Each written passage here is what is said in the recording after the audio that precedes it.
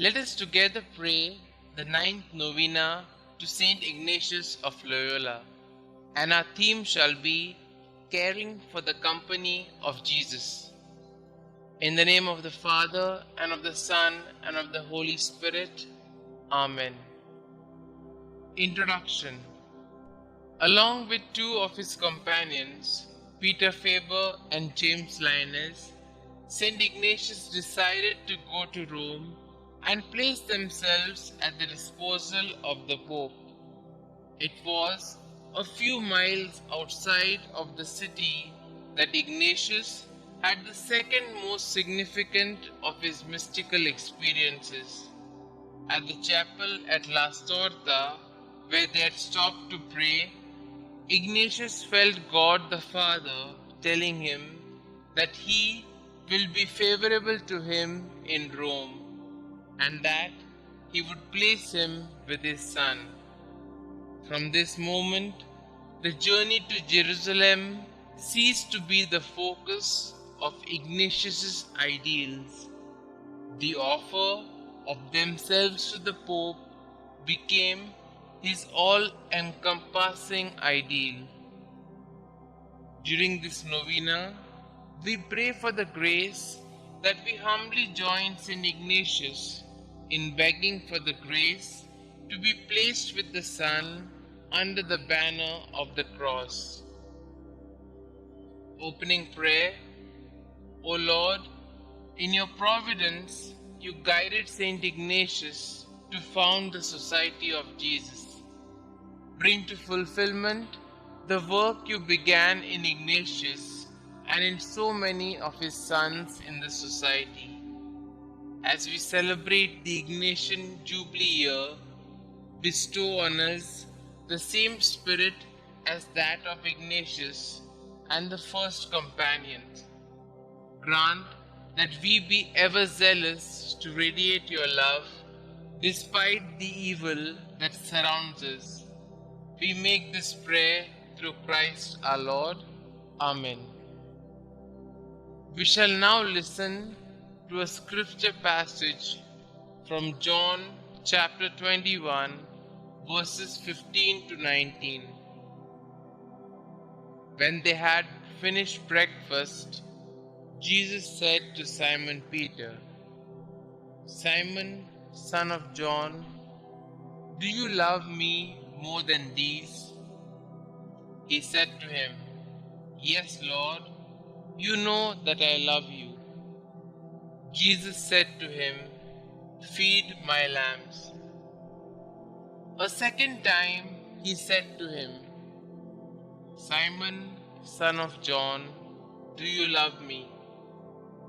He said to him, "Yes, Lord, you know that I love you." Jesus said to him, "Tend my sheep." Jesus said to him the third time, "Simon, son of John, do you love me?" Peter felt hurt because he had said to him the third time, "Do you love me?" And he said to him, "Lord, you know everything. You know that I love you." Jesus said to him, "Feed my sheep. Very truly I tell you, when you were younger, you used to fasten your own belt and go wherever you wished. But when you grow old, you will stretch out your hands, and someone else will fasten a belt around you and take you where you do not wish to go." He said this to indicate the kind of death by which he would glorify God. After this, he said to him, "Follow me."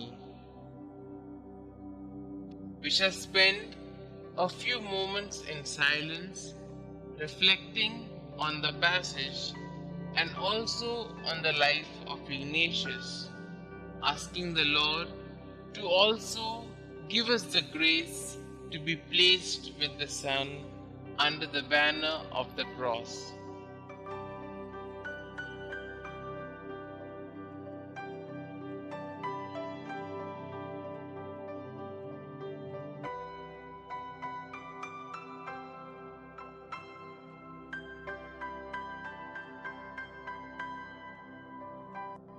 At their last halt before Rome, Inigo stepped into the tiny half-ruined chapel at La Storta.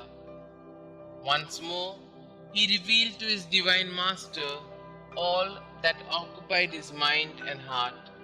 Then, all of a sudden, it was Manresa again.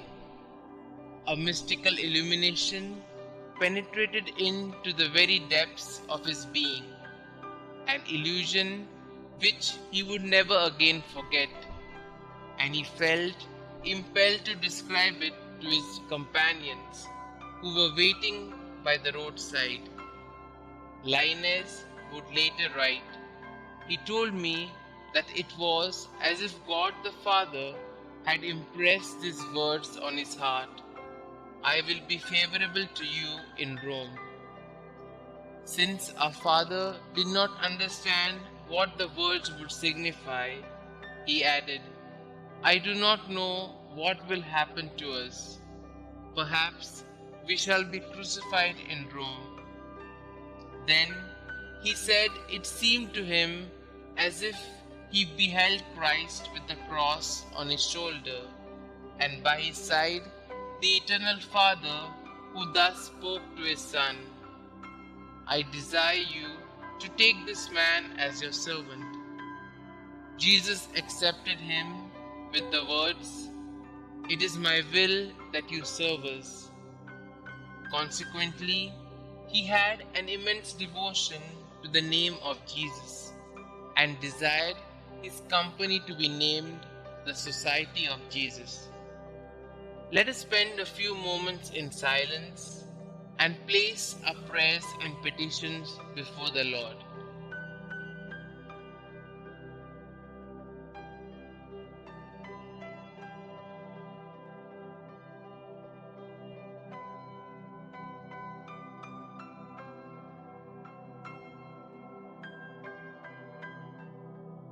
Our response shall be, "Lord, hear our prayer." Over the centuries, many men and women are served and are serving under the banner of the cross on God's mission, which was entrusted to Saint Ignatius near Rome. We pray that God bestow plentiful grace on these laborers of God's mission. For this we pray, Lord, hear our prayer. Let us pray for the Superior General, that as the world goes through turmoil and helplessness, he discern what is better for the Catholic Church and the Society of Jesus in these critical times. For this we pray, Lord, hear our prayer. Ignatius gave us a tool of discernment to identify God's gift to each of us.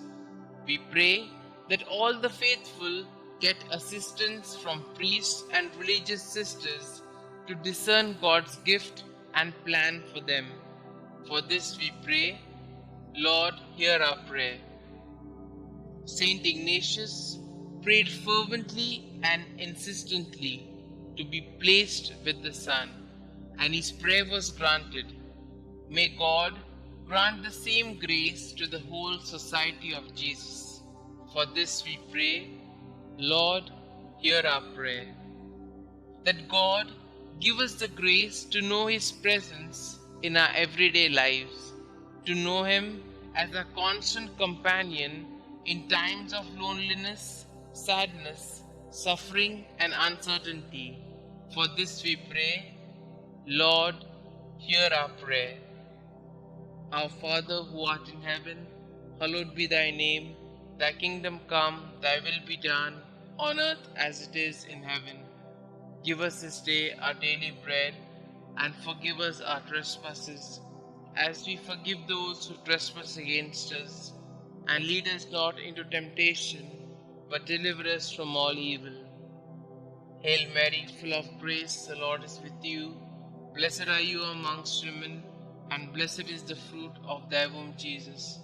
Holy Mary, Mother of God, pray for us sinners, now and at the hour of our death. Amen. Concluding prayer. O God, for the greater glory of your name, you chose Saint Ignatius to be your servant, to labor for Christ and your church under the banner of the cross.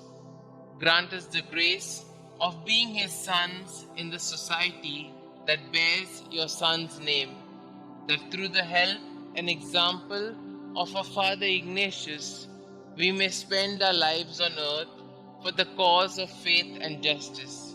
We ask this through Christ our Lord. Amen.